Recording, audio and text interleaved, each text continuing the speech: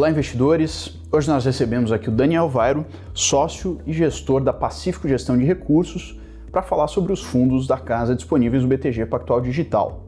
Daniel, obrigado pela disponibilidade, seja muito bem-vindo. Eu que agradeço pelo convite, obrigado por receber aqui a Pacífico. Para começar nosso papo, você pode contar um pouco da sua trajetória como profissional e sobre a história da Pacífico? Bom, falar um pouco, é a minha história desse grupo que iniciou a Pacífico, né? A Pacífico iniciou em 2011, com 6 sócios, inicialmente. E esse é um grupo que veio do Opportunity. O Carlos Eduardo Ramos, que é o responsável por ações, ele saiu ali em 2001 para fundar a Arx, ele foi o sócio fundador da Arx, e depois nos reencontramos em 2011. No caso dele, até ele tem uma experiência mais longa, mas desde a década de 80. Então, esse grupo trabalha junto há mais de 20 anos. É uma equipe que eu digo que ela é experiente e completa. Completa porque é um trabalho de gestão de recursos de terceiros, ações e multimercado. Eu acho que a interação desses dois grupos é muito importante no debate de ideias, né, na geração de ideias para a gestão. E a experiência, eu acho que são 2 pontos importantes. A experiência que a gente passou de mercado, né, de todos os diferentes cenários que nós vivemos ao longo desses anos, mas também a experiência desse grupo trabalhando junto. Né? Perdemos dinheiro junto, ganhamos dinheiro juntos, então vai se criando uma cultura. A gente está falando de um negócio que ele é capital humano intensivo, então como é que o grupo, né, interage, as experiências, eles são relevantes para o que a gente vai vendo ao longo do tempo, em termos de retorno, a parte quantitativa. De lá para cá, né, de 2011, da fundação do Pacífico para cá, nós já somos 27 pessoas, a empresa cresceu, e 13 sócios. A sociedade, ao nosso ver, é a melhor forma que a gente tem de atrair, reter e alinhar os interesses das pessoas na empresa, né? E, obviamente, ela tem que ser praticada, ela tem que ter um valor que as pessoas vejam, não só a sua área, mas a empresa como um todo. Eu acho que a gente conseguiu praticar isso muito bem ao longo desses anos, né? Hoje estamos fazendo gestão de aproximadamente 3 bilhões de reais nessas categorias de produtos de ações e multimercado. Aqui na plataforma do BTG Digital, nós temos o Pacífico Macro, que é o nosso fundo multimercado, e o Pacífico LB, que é um fundo long bias que está na categoria de ações. Você pode traduzir para a gente um pouco de como é a filosofia de investimento da casa e o processo de tomada de decisão, desde a geração de ideias até a efetivação do investimento? Eu vou falar aqui um pouquinho do macro, mais especificamente, que é onde eu tô envolvido, eu participo da gestão macro. O Pacífico Macro, qual é o objetivo desse produto? A gente diz que é buscar desvios em relação ao que o mercado espera. É um produto multimercado que vai poder atuar nos principais mercados de ações, renda fixa e moedas aqui e lá fora, mas o nosso trabalho eu coloco como se fosse um método científico mesmo, onde a gente vai testar nossas hipóteses, que são nossos cenários, contrastar com dados e eventos que vão confirmar ou não esse cenário, e a gente tem que estar sempre entendendo se está indo na nossa direção e também se o mercado está esperando a mesma coisa que a gente. Então a gente brinca assim, nós somos um pouco analistas de analistas, né? A gente quer saber, o nosso trabalho não é acertar o PIB do Brasil no ano que vem. Para onde que está indo a média de expectativa em relação ao PIB, em relação à inflação e tantas outras variáveis econômicas que vão impactar o mercado. A gente foge um pouco de cenários de muito longo prazo, estruturais. O trabalho de previsão, ele tem que ter, né, um horizonte onde você tem de fato alguma previsibilidade. Então, dentro desse produto, a gente está buscando o curto, médio prazo, um cenário de 3 a 6 meses, fugindo um pouco dos cenários de longuíssimo prazo, que eu acho que é aquele cenário onde você não consegue nunca se checar, né? Você não está errado, é porque ainda não chegou o momento onde você vai se provar. Então, é um método realmente bastante disciplinado, ele, colocando aqui nas partes que ele vai ocorrer, né? São 3 etapas que a gente coloca. O primeiro momento é onde a gente vai realmente debater o cenário, definir o nosso cenário. É um momento onde a gente trabalha em grupo, onde o comitê ele é uma boa alternativa, porque você tem o confronto de ideias, a troca de ideias. Um segundo momento, onde o grupo de gestão vai, com base nesse cenário, tentar entender se nós estamos, né, com uma visão diferente ou não do que nos parece ser a média do mercado. A gente vai tentar definir por ativo qual é a melhor alocação do portfólio dado o cenário que a gente teve, porque não é uma divisão por caixinha, por mercados. Para dar um exemplo, só para exemplificar o porquê disso.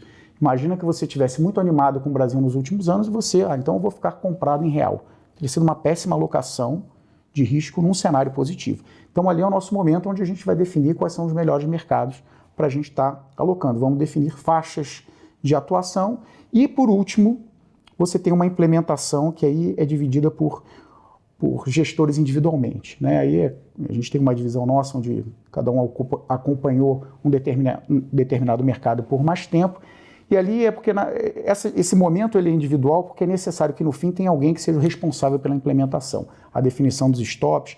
E eu acho que o melhor exemplo do porquê que tem que ter um pai, né, alguém responsável pela posição é quando dá errado.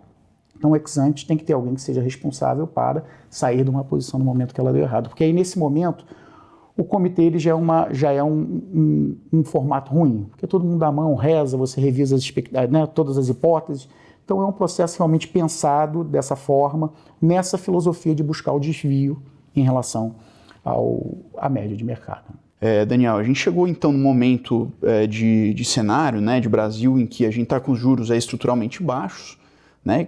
Quais são os principais desafios que você vê nesse momento para os fundos macro, né, que tiveram um expressivo fechamento aí de taxas de juros, aproveitaram muito dessa rentabilidade, e agora? Bom, vou já encaixar um pouquinho de como a gente está vendo o cenário econômico aqui hoje no Brasil. A gente vê realmente uma mudança do que foi um pouco esse equilíbrio econômico que a gente viu no Brasil desde 2017 para cá. Que era um equilíbrio onde você tinha surpresas de atividade para uma atividade mais baixa e sempre uma política monetária mais estimulativa. Foi o que levou a gente ter esse equilíbrio de juros baixos, um câmbio mais depreciado. O que a gente vê agora é uma mudança nessa direção. Agora a gente vê a atividade de fato retomando. Então acho que esse movimento de juros a gente está no final dele. A gente está falando que vai parar em 4,25, em 4, a gente está no final dele. E aí a gente vai saindo um pouco desse equilíbrio, onde você tem a bolsa e o câmbio como ativos que vão ter dentro desse cenário uma melhor performance. E por que a gente acredita, né, nesse cenário de retomada? Até porque a gente já tentou isso algumas vezes e fomos surpreendidos, mas eu acho que o que tem agora de ingredientes importantes? De fato, a gente teve um estímulo monetário bastante relevante e que ainda tem impactos por vir, né? A gente saiu de 6,5, vai estar indo para 4,5 a 4, e esses 2 pontos por aí que a gente está dando de estímulo ainda vão entrar daqui a 6, 9 meses, que vão estar impactando a economia. Os dados recentes já mostram surpresas positivas na atividade. O trabalho que foi feito desde o governo Temer foi um trabalho onde você tira o setor público e deixa espaço para o setor privado atuar. É uma mudança saudável, mas a trajetória ela é um pouco sofrida, foi o que a gente viu na atividade. Eu acho que alguns componentes que a gente viu ao longo desses anos, eles não vão ter mais, né, essa mesma magnitude que a gente viu. Um exemplo que é o parafiscal, crédito público. Você teve uma queda de 7 pontos do PIB de 2016 para cá da participação do crédito público. Eu acho que você não tem uma queda nessa mesma magnitude. No momento em que o crédito privado está retomando, você tem o mercado de capitais, né, tomando um espaço importante, então acho que isso é um estímulo que está penetrando na atividade. O próprio lado fiscal, eu acho que você tem alguns eventos que geram um pouco gasto fiscal. Por exemplo, cessão onerosa, é um volume de dinheiro, 30 bilhões aproximadamente, estão indo para estados. Esse dinheiro, estados e municípios, esse dinheiro vai ser gasto. E alguns outros gastos primários que não vão estar caindo na mesma velocidade que a gente viu. Então, acho que esses são os ingredientes para a gente estar olhando, que nos levam a crer que a gente, dessa vez, terá uma retomada mais consistente. E aí eu acho que esse conjunto, ele é um conjunto onde as surpresas virão mais para o mercado de ações e para o mercado de câmbio. A volta do fluxo do investidor estrangeiro, privatizações, investimento direto, por mais que não tenha mais o fluxo do carrego, né, eu acho que agora você tem um fluxo que é justamente a busca desse diferencial de crescimento. No mundo onde as economias crescem menos, a gente está num fim de ciclo no resto do mundo, é um pouco mais delicado, mas o que nos parece ser um cenário base, que é um mundo que cresce menos, um pouco mais sincronizado. Os Estados Unidos não é mais o destaque que foi, como foi no ano passado, que era um ambiente ruim para emergente, e um ambiente onde você ainda tem espaço para os bancos centrais estimularem.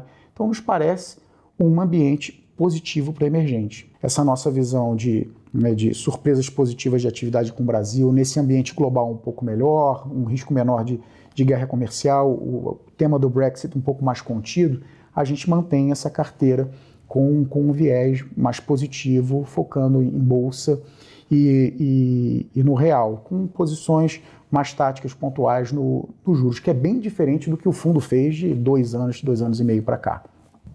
E o que você acha que o investidor precisa saber antes de aplicar seus recursos nos produtos da Pacífico? Eu vou falar até um pouco mais geral dos produtos, seja um multimercado, um fundo de bolsa.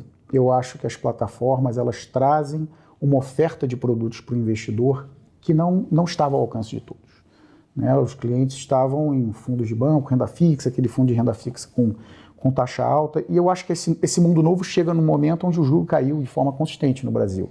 Então foi um período muito bom. Eu acho que daqui para frente é um processo realmente de educação onde as pessoas têm que entender esses produtos como um veículo de alocação de patrimônio. Então as pessoas têm que entender que os produtos eles têm um determinado perfil de risco e cada perfil de risco requer um horizonte de investimento adequado. Então, se está falando de um fundo multimercado, ele é um fundo que é um pouco mais arriscado em relação a uma renda fixa. Tem a característica de, supostamente, poder ir bem em diferentes cenários, então é um produto que vai estar na composição do patrimônio de alguém. Os fundos de bolsa, a gente já está indo numa esfera de risco um pouco maior, então, de novo, você tem que estar com o volume um percentual do seu patrimônio que você aguente estar investido nesse tipo de produto por um horizonte longo. Eu acho que esse que é o trabalho que as pessoas têm que estar observando nesse momento que a gente está vivendo. Né? Então, o juro baixo vai forçar as pessoas a diversificarem os seus investimentos. Então, de novo, os fundos, sejam multimercado, bolsa, ou fundos imobiliários, ou outros fundos mais arriscados, eles são um veículo de alocação patrimonial, não são ativos para você ficar negociando. É uma pessoa que entra num fundo multimercado e fica preocupada que o fundo caiu no mês, você está no produto errado, você está talvez com uma posição grande demais para esse produto. E se o processo realmente for de ficar trocando de produtos, dependendo do retorno de curto prazo, acho que aí é uma certeza, não tem risco nenhum, a pessoa vai perder dinheiro. Tá? Então, acho que esse é um ensinamento, uma educação que vai ser importante dentro desse novo mundo que se abriu. Daniel, mais uma vez, muito obrigado pela disponibilidade. Eu que agradeço, obrigado a todo mundo que está acompanhando, é um prazer. Prazer é nosso. Investidor, caso tenha dúvidas, deixe seu comentário abaixo que nós vamos te ajudar. E se você quiser acessar os produtos da Pacífico na plataforma do BTG Pactual Digital, é só clicar no link abaixo. Muito obrigado, bons investimentos e até a próxima.